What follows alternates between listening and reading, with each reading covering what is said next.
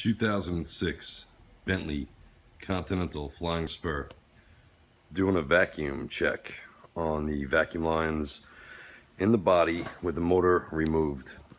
If you look all throughout behind the rack and pinion with all the heat shields removed, you can see all these plastic lines that run around the rack and pinion,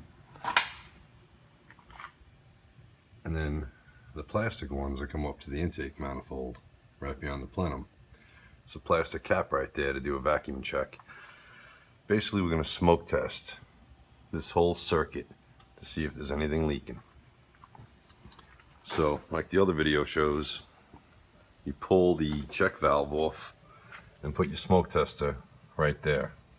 Check valve removed from the pump, smoke tester connected. Now I'm going to turn the smoke tester on and see what we got.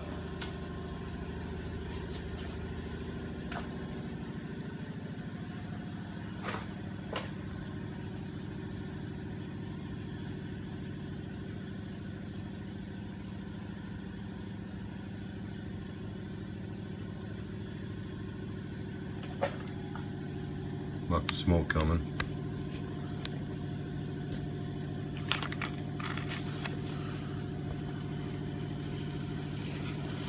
You hear it right there. Cracked line. It's actually coming apart.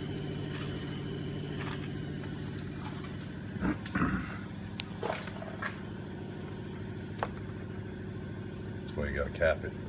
Check it.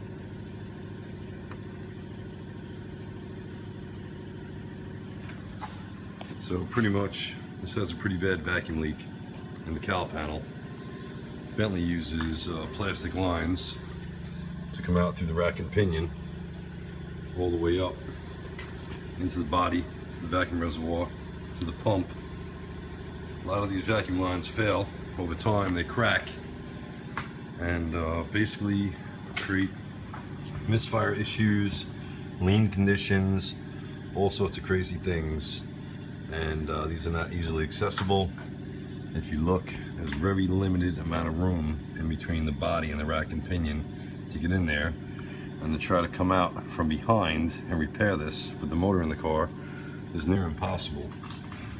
So I pulled all the heat shields out, all the coverings off. This way you can see all the lines. That's the drain right there from the cowl panel. Early cars, that's known to clog. And you get water ingress on the harness. This panel on this side comes out for the rack and pinion to be removed. One bolt there, another bolt there, another bolt right there. A lot of work to fix that vacuum leak.